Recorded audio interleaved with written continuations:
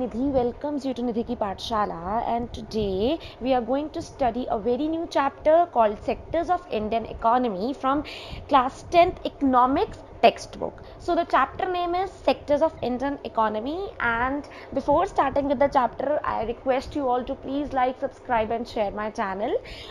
So sectors of economic activities, probably आप सबने सुना होगा, 9th क्लास में भी हम बताते हैं एज अ टीचर कि जो इकोनॉमिक एक्टिविटीज़ हैं उसके लिए ये तीनों सेक्टर, अगर हम बात करें प्राइमरी, अगर हम बात करें सेकेंडरी, अगर हम बात करें टर्शरी, तो ये बहुत इंपॉर्टेंट होता है. फाइन. सो अगर हम देखें तो कहीं ना कहीं इकोनॉमिक एक्टिविटी किसी भी कंट्री की डेवलपमेंट के लिए, किसी भी कंट्री की इकोनॉमिक डेवलपमेंट के लिए बहुत इंपॉर्टेंट होती है. Fine. So there are many activities that are undertaken by directly using natural resources. For example cultivation of cotton. अगर हम देखें तो बहुत सारी ऐसी एक्टिविटीज़ होती हैं जो नेचुरल रिसोर्सेज को यूज़ करके हम उसको कन्वर्ट कर देते हैं अंडर इकोनॉमिक एक्टिविटी. जैसे कि मैंने आपको बताया कि कल्टिवेशन ऑफ कॉटन है, एक्चुअली ये it takes place within a crop season. ठीक है, इसका एक क्रॉप सीजन होता है बेसिकली. अगर हम बात करते हैं कॉटन प्लांट की, so we depend mainly but not entirely on natural factors like rainfall, sunshine और क्लाइमेट. ऑफकोर्स हम डिपेंड करते हैं but not entirely. Fine. So the product of this activity cotton, for example I have already illustrated that this is just an example through which I am explaining you this topic. Fine. तो अगर हम बात करते हैं cotton की, सो बहुत सारे factors हैं, जैसे मैंने बताया रेनफॉल, सनशाइन, क्लाइमेट. ऑफकोर्स ये बहुत इंपॉर्टेंट होते हैं, बट ये नहीं है कि इनके ऊपर ही एंटायरली डिपेंड किया जाता है. The product of this activity cotton is a natural product. अगर हम बात करते हैं कॉटन की, एक नेचुरल प्रोडक्ट है.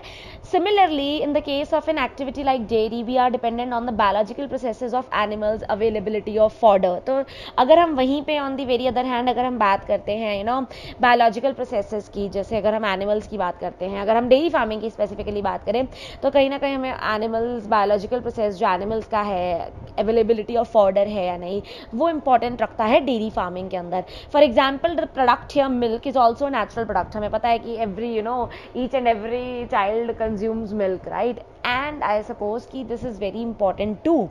Fine. So when we produce a good by exploiting natural resources, it is an activity of the primary sector. बार बार मैं एक ही बात बोलूँगी, बहुत ध्यान से सुनना बच्चों, कि जब हम बात करते हैं नेचुरल प्रोडक्ट की, जब हम बात करते हैं कि जब हम नेचुरल रिसोर्सेज को यूज़ करते हैं, जब हमें कोई गुड को प्रोड्यूस करना होता है, उस एक्टिविटी को हम प्राइमरी सेक्टर के अंतर्गत लाते हैं. Y primary? बिकॉज इसका एक बहुत सिंपल सा आंसर है, because it forms the base for all other products that we subsequently make. क्योंकि प्राइमरी सेक्टर ही अगर हम देखें तो एक बेस बना देता है, वो एक बेस होता है जिसके बेसिस पे आगे और प्रोडक्शन की जाती है. अगर हम देखें तो सेकेंड स्टेज जो होता है वो प्रॉबेबली हम कह सकते हैं कि सेकेंडरी सेक्टर का होता है. और जब फाइनली मैन्युफैक्चरिंग यूनिट्स में प्रोडक्ट तैयार हो जाता है, तो नेचुरली एक प्लेस से दूसरी प्लेस लेके जाना है, तो वहाँ पे टर्शरी सेक्टर काम आता है. So it forms the base for all the other products that we subsequently make. हम जो प्रोडक्ट्स को यूज़ करते हैं, बनाते हैं, उसकी बात की जा रही है.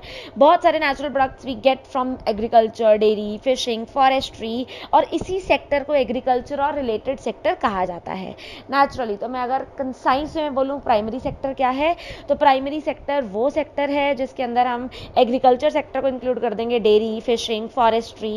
मतलब अगर हम देखें मुद्दा तो एग्रीकल्चर और रिलेटेड सेक्टर को कहा जाएगा. अब आ जाते हैं हम सेकेंडरी सेक्टर के ऊपर. सेकेंडरी सेक्टर क्या क्या कवर करता है? Secondary sector covers in which natural products are change into other forms. अगर हम देखें तो नेचुरल प्रोडक्ट्स जो हैं वो दूसरे फॉर्म्स में कन्वर्ट होते हैं through ways of manufacturing. Fine. कि कहीं ना कहीं मतलब अगर हम देखें तो प्राइमरी सेक्टर से ये एक सेकेंड लेवल आ जाता है, सेकेंड लेवल स्टेज हो जाती है, जिसे हम सेकेंडरी सेक्टर कहते हैं. ठीक है, यहाँ पे हम इंडस्ट्रियल एक्टिविटी का जो यूज़ है वो बेसिकली हम करना शुरू कर देते हैं. Fine.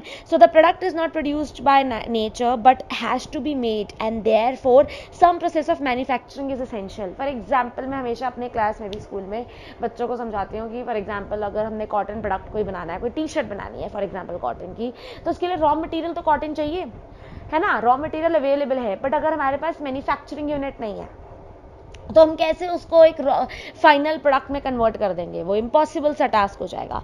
Fine. So for example using cotton fiber from the plant we spin yarn and weave cloth. वही एग्जाम्पल मैंने समझाया आप लोगों को कि using sugar cane as a raw material we make sugar और गुड़. अगर हम गुड़ की बात करते हैं, शुगर की बात करते हैं, तो जब हम शुगर केन को यूज करते हैं एज अ रॉ मटेरियल तब हम ये सारी चीजें बना लेते हैं. We convert earth into bricks. हमने देखा होगा कि हम अर्थ मिट्टी को हम कन्वर्ट करते हैं ब्रिक्स में, और we use bricks to make houses and buildings. So since this sector gradually became associated with different kinds of industry that came up, so this therefore it is called industrial sector. तो industrial sector को ही manufacturing sector कहा जाता है, manufacturing sector को ही secondary sector कहा जाता है. so अभी मैंने primary sector बता दिया. primary sector में dairy, fishing, agriculture related जो चीज़ें हैं वो involved होती हैं. अब हम on the very other hand मैंने ये भी बताया कि secondary sector का क्या usage होता है. secondary sector का मतलब होता है जब हम बात करते हैं manufacturing की, जब हम बात करते हैं इंडस्ट्रियलाइजेशन की, जब हम बात करते हैं इंडस्ट्रियल ग्रोथ की. अब आ जाते हैं हम टर्शरी सेक्टर के ऊपर. ठीक है, तो आफ्टर प्राइमरी और secondary there is a third category of activities that falls under tertiary sector, और ये बहुत भिन्न है, बहुत डिफरेंट है from the above two. So these are the activities that help in development of primary and secondary sector. अगर हम देखें तो ये एक्टिविटीज जो हैं they help in development of primary and secondary. अब सपोजिटली मैंने अभी आपको एग्जाम्पल दिया कि I have cotton with me. Fine, अब मैंने उस कॉटन को मैन्युफैक्चरिंग यूनिट में भेजा और वहाँ पे मैंने फॉर एग्जांपल कुछ क्लोथ्स बनाए, कॉटन के, कॉटन सूट्स बनाए. अब वो मेरे पास फॉर एग्जांपल अगर 100,000 पीसेस बचे हैं, पड़े हुए हैं, 100,000 मीन्स 1 लाख पीसेस मैंने मैन्युफैक्चर करे हैं, तो वो मैं अपने घर में तो स्टोर करूँगी नहीं, ऑफ कोर्स उस फैक्ट्री में भी स्टोर नहीं करूँगी. मुझे उसको वहाँ से नेशन वाइड पहुँचाना पड़ेगा या स्टेट वाइड सर्कुलेशन चाहिए. उसके लिए मेरे को टर्शरी सेक्टर चाहिए, उसके लिए मेरे को ट्रांसपोर्टेशन का माध्यम इंपॉर्टेंट है, वो चाहिए ही चाहिए. So these are the activities that help in the development of primary and secondary sectors. These activities by themselves do not produce a good, but they are an aid or a support for the production process. इसीलिए अगर हम देखें तो ये एक तरह से add है, ये एक सपोर्ट है जो प्रोडक्शन प्रोसेस में हेल्प करती है ना. अगर हमने रॉ मटेरियल भी ले लिया, अगर हमने मैन्युफैक्चरिंग यूनिट में उसको कन्वर्ट भी करवा दिया, बट उसका यूज क्या है अगर हम उसको लोगों तक ना पहुंचा पाए, रिटेलर्स तक ना पहुंचा पाए, होलसेलर्स तक ना पहुंचा पाए, ट्रेडर्स तक ना पहुंचा पाए. फाइन. सो फॉर एग्जाम्पल अगर हम ये बात समझें तो ये आपको क्लियर हो गया होगा. So goods that produced in the primary or secondary sector would need to be transported by trucks. इसीलिए अगर हम देखें तो जितने भी गुड्स हम प्रोड्यूस करते हैं they need to be transported, एक जगह से दूसरी जगह ले जाना मैंडेट हो जाता है ईदर बाय ट्रक्स और बाय ट्रेन्स, और उसके बाद उसको सेल किया जाता है होलसेल और रिटेल शॉप्स में. और at times it may be necessary to store these in godowns. और कभी कभी क्या होता है कि ये बड़ा ज़रूरी भी हो जाता है कि हमें स्टोर करना पड़ जाता है, इसका स्टोरेज हमें ज़रूरी होती है रखनी गोडाउन्स में. So we also need to talk to others over telephone और सेंड लेटर्स. कम्युनिकेशन बेसिकली अगर हम देखें, या हम बात करते हैं to borrow money from banks, जैसे बैंकिंग है, या because it helps in production, right. या अगर हम बात करते हैं ट्रेड की, तो अगर हम बात करें मुद्दा कि टर्शरी सेक्टर में क्या क्या आता है, सर्विस सेक्टर में क्या आता है, तो आता है ट्रांसपोर्टेशन, आता है स्टोरेज, आता है कम्युनिकेशन, बैंकिंग, ट्रेड. ये कुछ एग्जांपल्स हैं of tertiary activities. So since these activities generate services rather than goods, the tertiary sector is also known as service sector. इसीलिए अगर हम देखें तो ये सर्विस सेक्टर कहलाया जाता है. सो बेसिकली अगर हम देखें तो service sector also include some essential services, बहुत एसेंशियल सर्विसेज इंक्लूड करता है, विच इज नॉट एग्जैक्टली और helpful in the production of goods. For example, we require teachers, doctors, and those who provide personal services such as washermen, fishermen, barbers, cobblers, lawyers, and people who do administrative and accounting works. Fine. So it is not just कि हमें manufacturing unit चाहिए, it is not just कि हमें primary sector से ही सिर्फ मतलब है. tertiary sector में apart from transportation, for example अगर आज मैं अपना एक coaching center खोलती हूँ तो this comes under tertiary sector, क्योंकि मैं service provide कर रही हूँ. बुटीक है, वो एक सर्विस सेक्टर प्रोवाइड कर रहा है, आप सूट जाके सिलवा रहे हैं अपना. ब्यूटी पार्लर्स है, वहाँ पे आप अपनी फेशियल करा रहे हैं, ट्रिमिंग करा रहे हैं, तो वो भी एक तरह का सर्विस इंडस्ट्री के अंदर आता है. Fine. So in recent times अगर हम आज के टाइम पे देखें तो बहुत सारी नई सर्विसेज हैं जो बेस्ड ऑन आईटी सेक्टर जो है वो डेवलप हुई हैं, such as internet cafe, ATM booths, call center, software companies.